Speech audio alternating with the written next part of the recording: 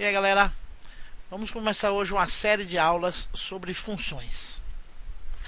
Os alunos têm um pouco de dificuldade de entender um pouco o conceito de funções, e a gente precisa entender esse conceito inicial do que seria a função, pois vamos precisar desses conceitos iniciais quando formos estudar cada uma das funções diferentes que existem, desde a função linear até uma função modular ou exponencial. Vamos lá, o que seria uma função? Basicamente, a gente pode pensar uma função como sendo uma grande máquina, onde de um lado ela recebe um determinado valor que eu vou chamar de x. Dentro desta máquina, que é vamos dizer, uma caixa onde a gente não pode enxergar bem o que tem dentro, onde a gente coloca dentro dessa máquina um x, que seria uma variável qualquer, e do outro lado sai um resultado, que foi esse x sendo transformado por alguma coisa que tem dentro dessa máquina, que se transforma num y. Como as funções são dos campos da matemática mais estudados, existem uma série como é que eu diria, de termos que já são mais ou menos aceitos mundialmente. Primeiramente, esse x a gente vai chamar de agora em diante de variável independente. Já o y nós vamos chamar de variável dependente. E por que variável dependente? Eu acho que de certa forma está óbvio. Essa variável x eu vou chamar de dependente, opa, faltou o acento aqui, pois ela depende do x. Dependendo do valor de x, o valor de y será diferente do que se um outro valor de x for utilizado. Porque se eu boto vários x aqui dentro e desses x são transformados por esta máquina, que eu vou chamar de função, e nesta máquina, de cada x que você coloca, sai um y diferente, então esse y depende do x. Enquanto o x nós chamamos de variável independente, porque ele pode ser qualquer um. Ele pode ser absolutamente qualquer valor. Às vezes, inclusive, nem apenas numéricos, mas a gente vai trabalhar primeiramente apenas com os valores numéricos. Então, função seria um conceito matemático um tanto quanto abstrato de transformação de uma variável em outra por uma máquina, por uma fórmula, né? Aqui dentro vai ter uma fórmula, uma equação, que vai transformar esta variável x numa variável y. Eu posso também pensar função em termos de conjuntos. A gente acabou de estudar conjuntos, e eu posso pensar em função como sendo também em termos de conjuntos. Eu posso pensar função como sendo dois conjuntos, um conjunto A e um conjunto B, ambos não vazios, onde cada elemento de A está associado a um elemento de B. E eu vou botar aqui o f de função. Normalmente o conjunto A é o conjunto dos x, ou seja, das variáveis independentes. Nesse caminho aqui existe essa máquina que está transformando esse x, que sai do conjunto A em direção ao conjunto B, que é o conjunto onde nós teremos os y. Então, conjunto em termos de funções em termos de conjuntos seriam dois conjuntos não vazios, onde vai existir uma regra, uma transformação de uma variável independente x numa variável dependente y. Existem algumas regras que são necessárias existirem ou serem verdadeiras para que uma relação entre dois conjuntos seja realmente uma função. Que regras são essas? Bom, a primeira regra é que no conjunto A nós não podemos ter elementos sobrando. Então, por exemplo, vou fazer aqui um traço. Vamos imaginar, e aqui outro, a gente poder usar todo o nosso espaço aqui. Vamos imaginar que eu tenho aqui um conjunto A com elemento esse e esse. Então eu tenho um conjunto A com 4 elementos.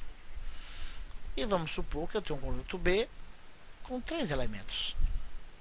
E que exista uma relação, não me importa agora quais são essas relações, mas que existe uma relação entre este elemento de A, que é um X, lembrando, e aqui com esse de Y. Eu tenho essa relação deste elemento com esse, e tenho esta relação desse com esse. O que aconteceu aqui? O que aconteceu é que eu tenho este elemento aqui, de X, que não tem correspondente em Y, não tem correspondente em B. Ora, isto aqui não é uma função, pois eu tenho um elemento em X, ou seja, eu tenho um elemento que entra nessa máquina que não vai a lugar nenhum. Então, se eu estou dizendo que função é necessário que haja uma relação entre X e um Y, e eu tenho aqui um elemento de X que não tem representante em Y, então isto aqui não é função. Para ser função, todos os elementos de X precisam ter um correspondente em Y. Uma segunda situação, onde também temos uma situação onde não temos uma função, é a seguinte. Vamos novamente imaginar aqui que eu tenha 4 elementos e aqui novamente 3 elementos. E vamos aqui imaginar que este X está ligado com este Y e que esse está ligado com este. Que esse esteja ligado com este, que esse esteja ligado com este e que esse esteja ligado com esse. Isto aqui, e aqui nós temos o X e o Y. Isto aqui também não é função. Por que nós não temos uma função aqui neste caso? Porque eu tenho este elemento X ligado a 2 elementos Y. Isso não é possível, porque se eu tenho aqui nessa máquina um elemento X que é transformado e dá origem a apenas um elemento Y, então eu não posso ter um elemento X que passe por essa máquina e no final saiam 2 Y. Então eu não posso ter um X, ou seja, um elemento do conjunto A ligado a mais de um elemento do conjunto B.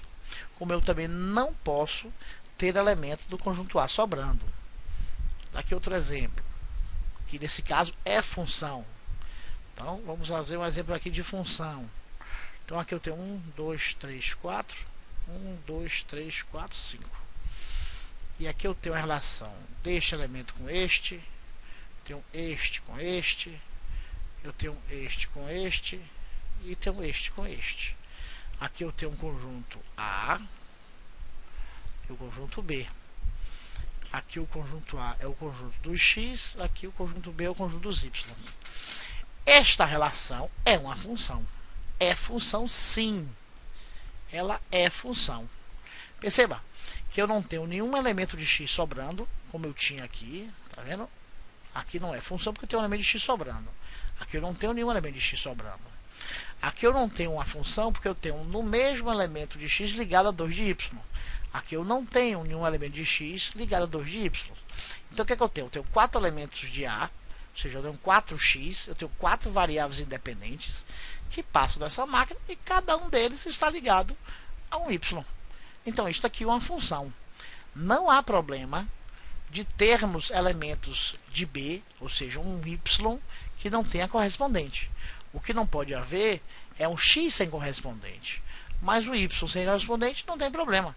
Seria um Y daqui que não tem correspondente X aqui, porque simplesmente esse X não entrou na máquina.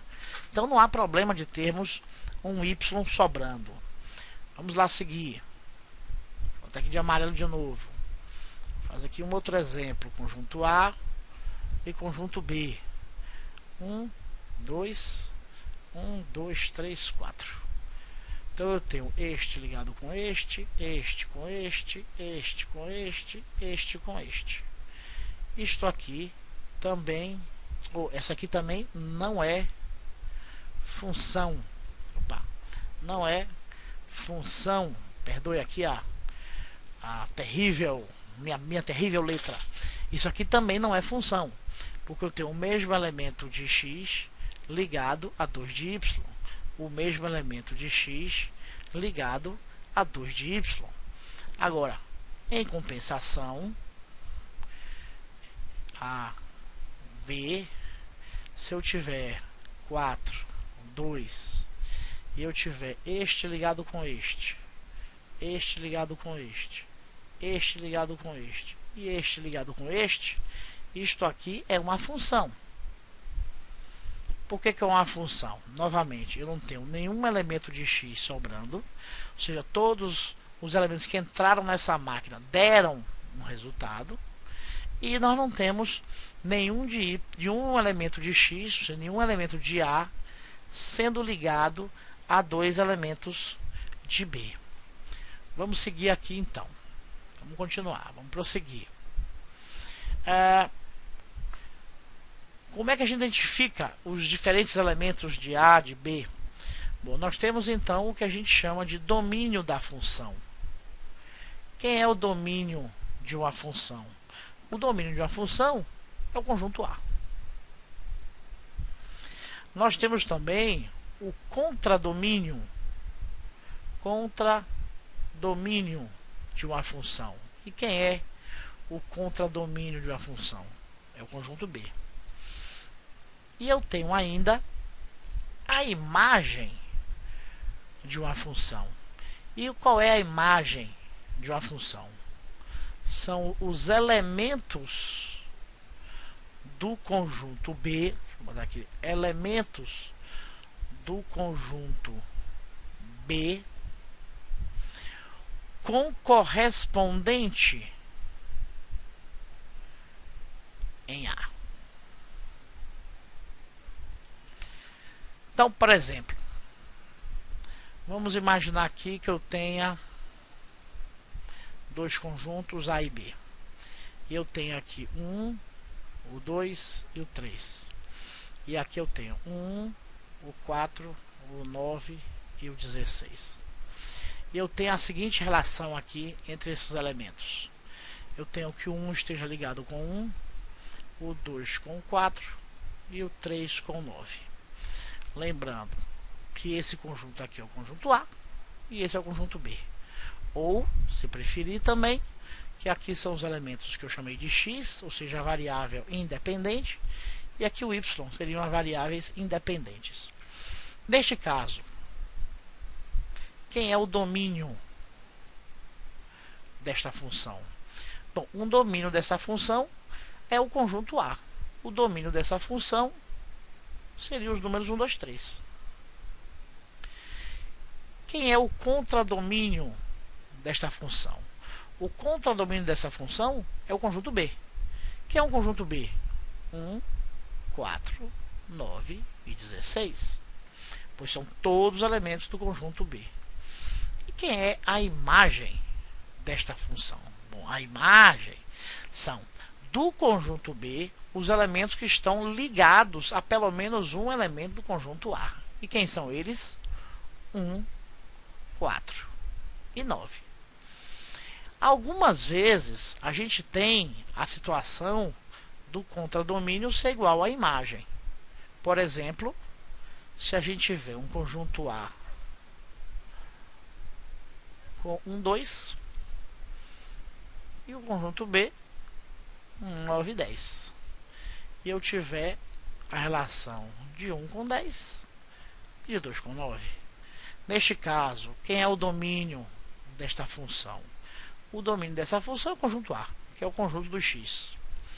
Quem é o contradomínio desta função? Seria o conjunto B, que nesse caso são os y, que é o 9 e o 10.